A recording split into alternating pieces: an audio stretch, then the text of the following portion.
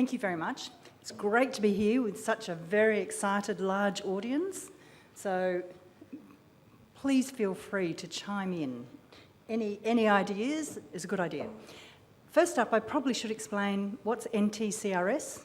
The fact you're in here, you probably know it's the National Television and Computer Recycling Scheme. So I apologise for the acronym for those who aren't there. Where to next? Most of you are probably thinking a flight, a drink, or getting out of here. But where to next for the NTCRS? I'm going to cover a couple of things. A little bit about ANZRP and its program, TechCollect. Sorry, I can't even read that. The research we've undertaken, the regulations, and a summary of where things are heading. Are there many in the audience that don't know what the NTCRS is? Yes, our American colleague. Okay, so it is the recycling program for televisions and computers.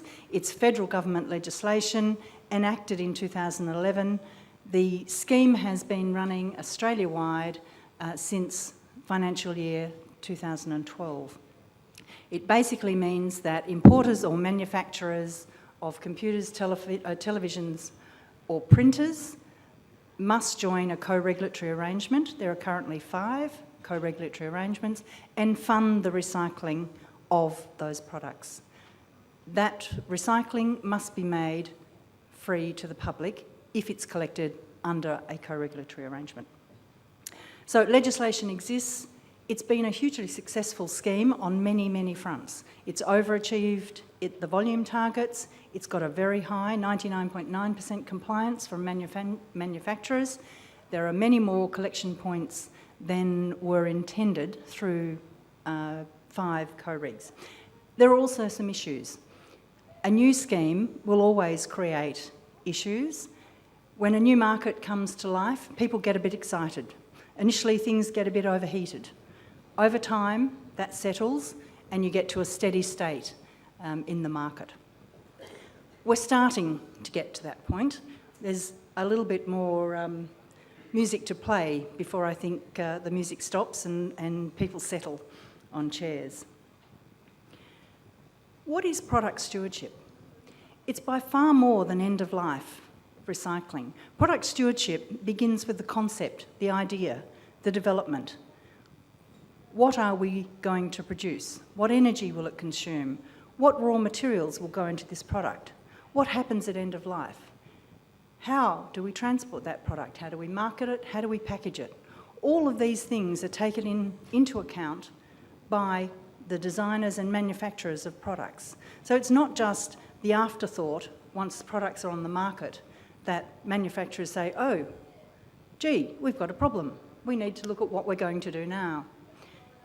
The reality is we have moved from cradle to grave to cradle to cradle, or closed loop, or green, call it whatever you will. The reality is these products are made from valuable, very often, resources that are finite.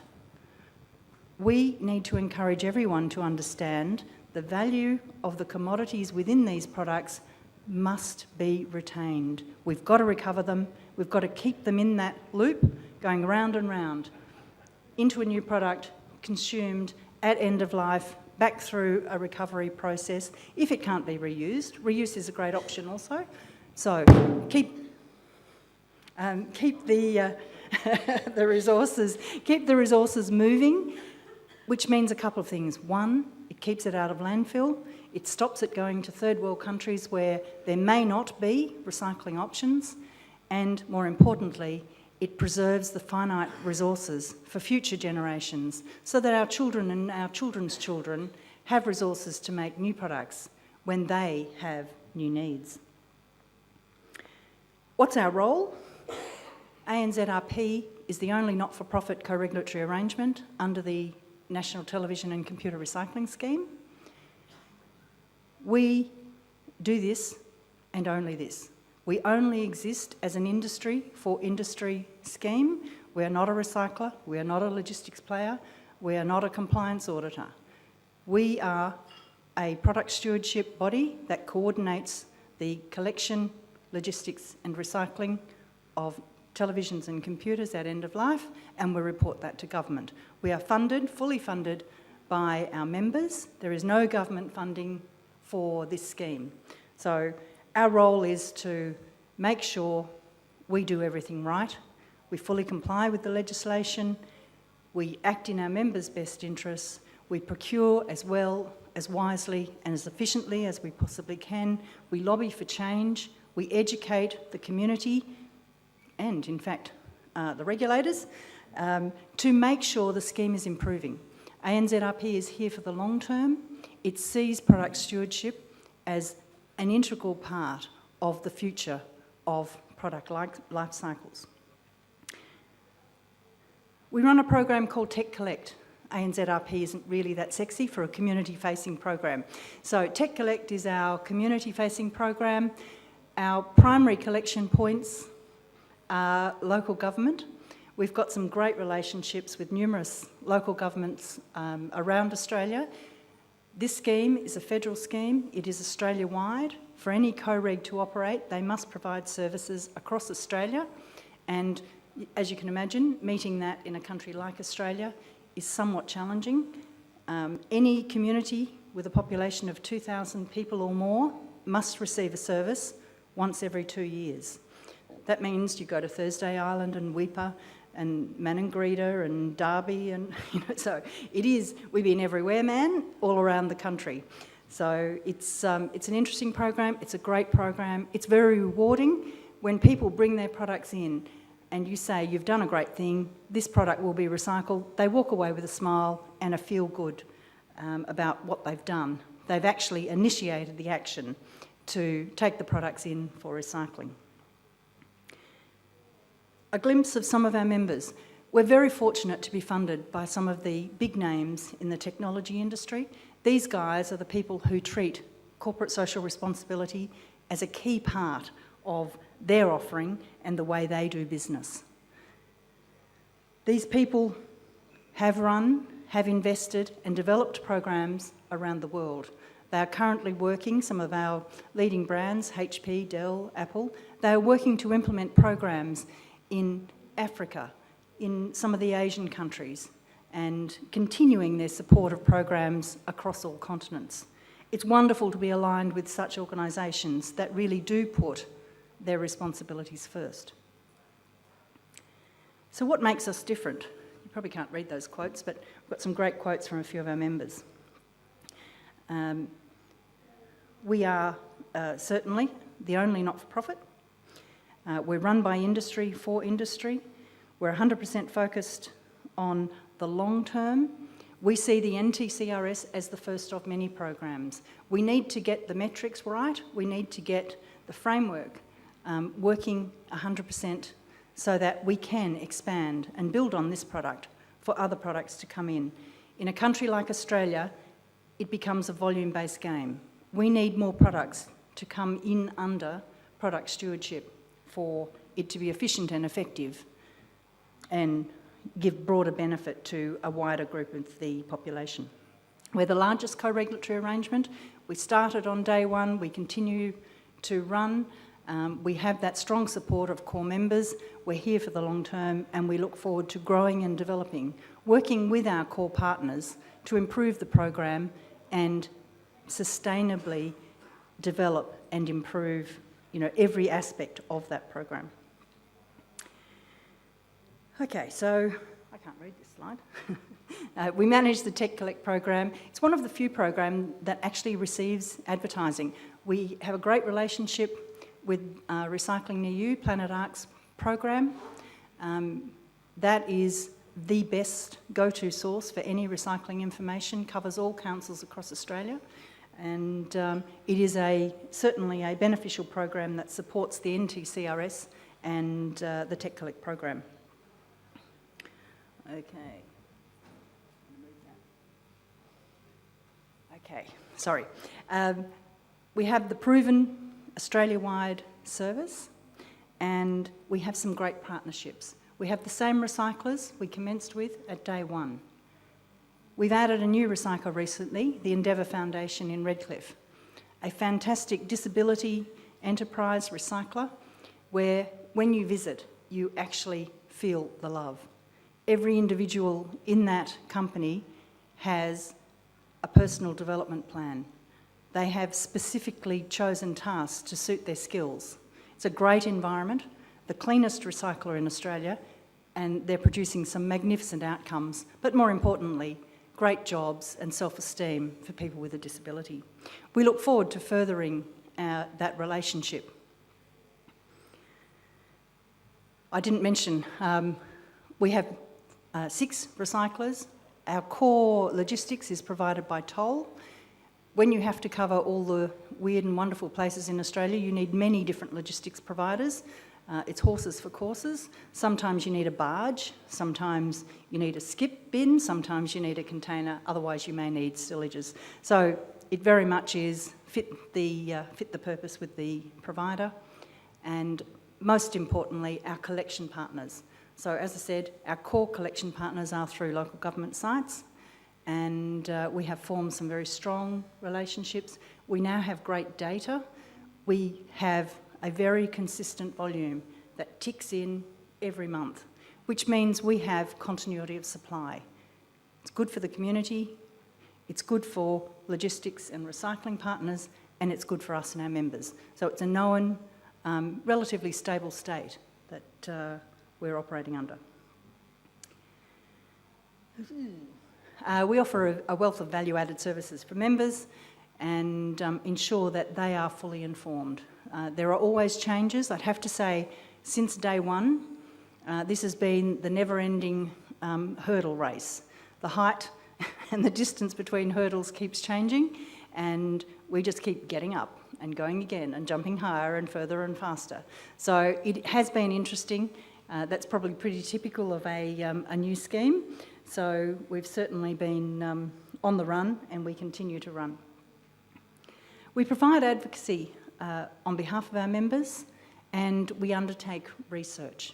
It's important that we are fully abreast of what's going on in other jurisdictions, how the Australian scheme can benefit from the knowledge and the systems being deployed, the technology used in other areas. We work closely with our recyclers to ensure that they are investing in technology. The recyclers we use, we chose based on, one, their ability to meet the need, their compliance with all standards and workplace health and safety, but also the wherewithal to develop and invest in technology that brings Australia up to, if not world's best practice, at least better practice. So we will be able to improve the way we recycle and, more importantly, improve the level of recovery that we're able to achieve from the products that are being recycled. We're certainly focused on reducing costs. Australia is 2 to 3 times more expensive to recycle than any other jurisdiction in the world. We're not interested in reducing costs at the expense of quality or standards or putting people in danger. So our standards are core to our members. They are the brand protection that ANZRP provides and why we hold that blue chip client base that is our members. Why do we undertake research? We commissioned some research from Monash, from Ipsos, from the Economics Intelligence Unit. We do this because we want to keep the conversation going. We want to improve the knowledge of all stakeholders. We also want to ensure that we are moving towards better and better practice. We certainly have learnt enormously through our members and through our partners. We're open to feedback. We are unashamedly pro standards. We use independent expert auditors for our recycling program, and we've been pushing to ensure that our recyclers can fully meet the material recovery requirements, which means they not only need to know what happens at their site with their recycling process, But they need to know every step of the chain from the pieces they recover from e-waste, where it goes next, what happens in that process, what is the output of that process, how much went to landfill, and those outputs, where do they go? We keep tracking it until it becomes either a product to go into the manufacturing chain, a commodity for sale on the global commodity market, or a waste. That's quite an onerous task, and it's probably a big ask for many of the smaller recyclers, a little easier to achieve for some of the larger recyclers, but an interesting process and a big part of creating a level playing field and best practice in Australia. So, what have we learned? The Monash University research was to seek to track the level of exports. There's been a number of sessions over the conference as to why don't we recycle? What motivates us to recycle? What's the consumer behaviour? Why is it everyone in this room has 3 mobiles in their drawer, possibly 1 laptop and maybe a printer in the garage? Why is that? Lots and lots of reasons. However, there is a bigger, more pervasive problem in the IT space, and that is that about half of the computer-based products that are landed in Australia are shipped offshore for a second life in secondary markets. They don't exist in Australia to be recycled. We're seeking to convince the regulator of this fact so that the targets can be adjusted accordingly.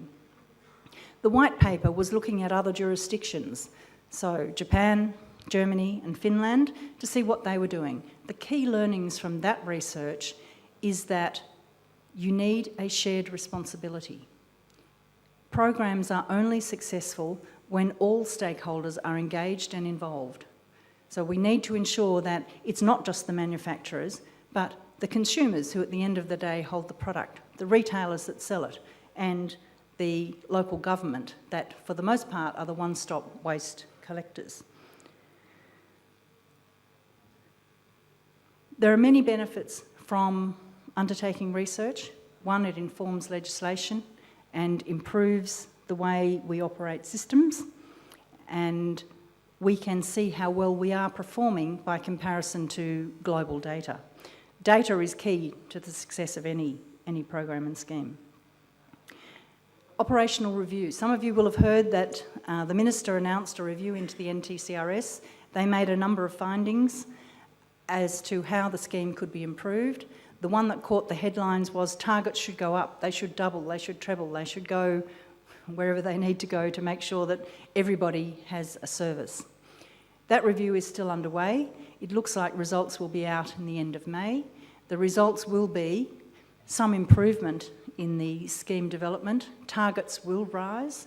The trajectory has changed slightly, and weights of products are closer to actual weights. So there's adjustments on both sides of the equation.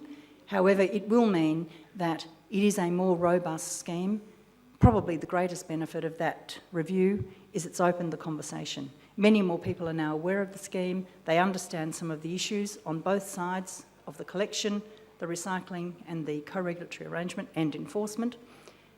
We also now know enforcement is a key part. It's not only about having standards. You need to have sufficient people in state, local and federal government to ensure that customs, EPAs, local councils are enforcing the appropriate regulations and environment to ensure there is safe practice. Okie doke, moving quite through. So, where are we up to? The scheme has been a great success. We will see some changes. 2016, there is a full review of the scheme. We look forward to that. We think there are many ways in which the scheme can improve, and we certainly look forward to participating in that. Key is shared responsibility, and that's a message we would love to get through so that everyone is responsible for the waste they consume. We all have a part. It's in our interests and our children's interest for us to do that. There we go. Questions?